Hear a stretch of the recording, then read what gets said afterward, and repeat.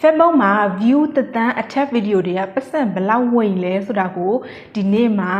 ဆောင်းနေရဲ့ video ထဲမှာဝင်တဲ့ပတ်စံကို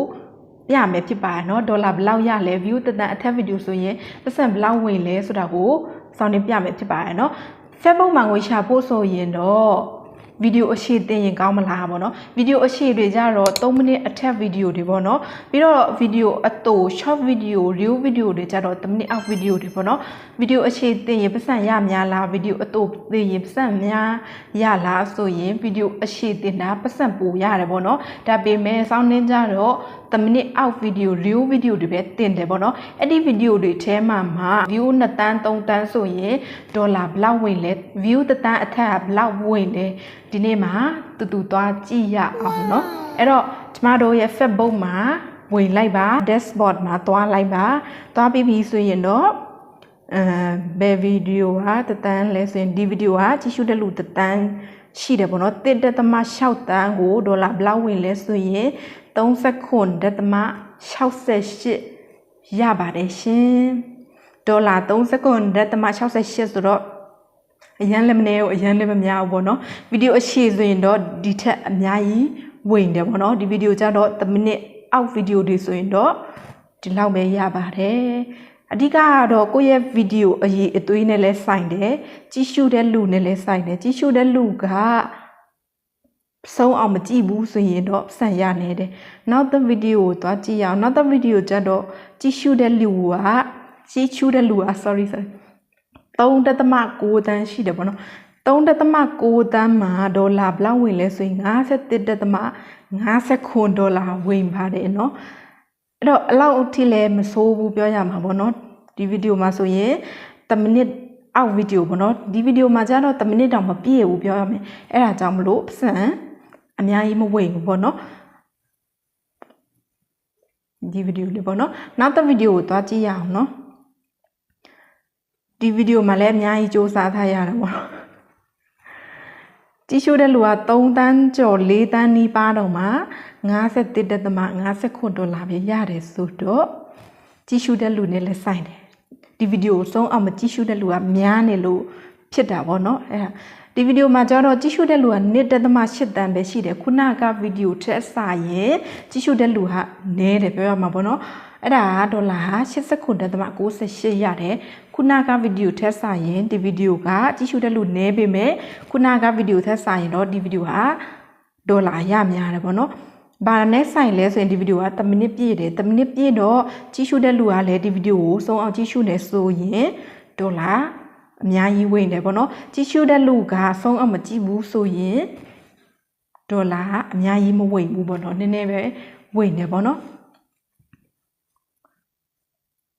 ဒီမှာဆိုရင်1.8တန်းရှိတယ်ဒါလည်းဗီဒီယိုအတူပဲစောင်းနေတင်တဲ့ဗီဒီယိုတွေအကုန်လုံးကဗီဒီယိုအတူတွေပဲတင်တယ်ပေါ့နော်ဗီဒီယိုအရှိတွေသိမတင်ဘူးပေါ့နော်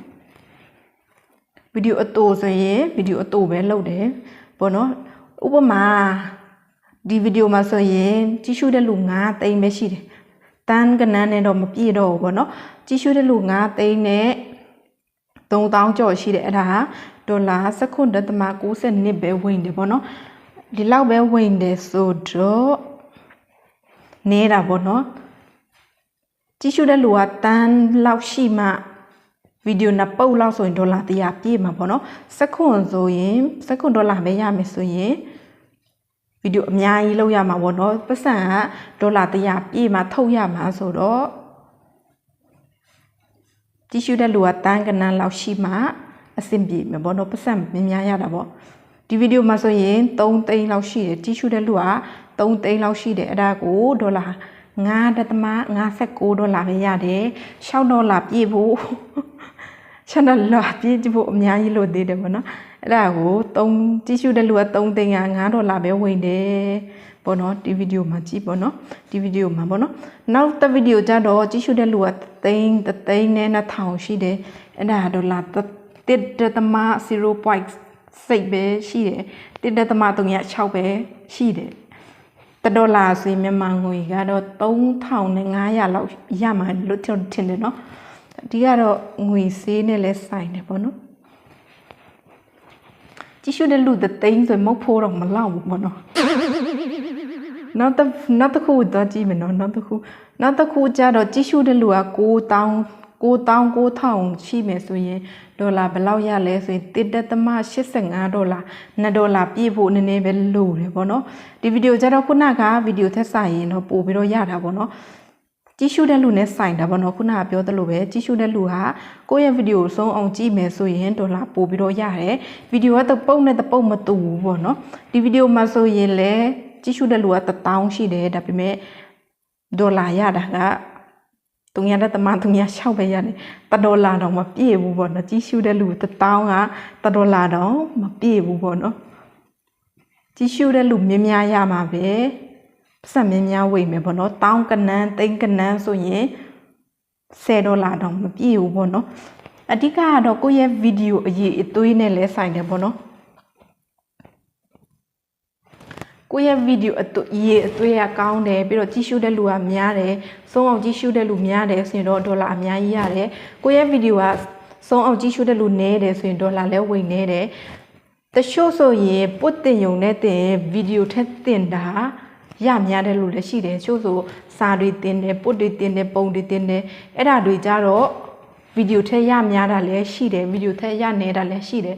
Facebook မှာဆိုရင်တော့ပုတ်တင်တာပို့ပြီးတော့ရများတယ်လို့တော့လူအများစုကပြောကြတာပေါ့နော်ဒါပေမဲ့ဆောင်းနေကြတော့ဗီဒီယိုတွေပဲတင်များတယ်ပေါ့နော်ဗီဒီယိုတွေကပဲ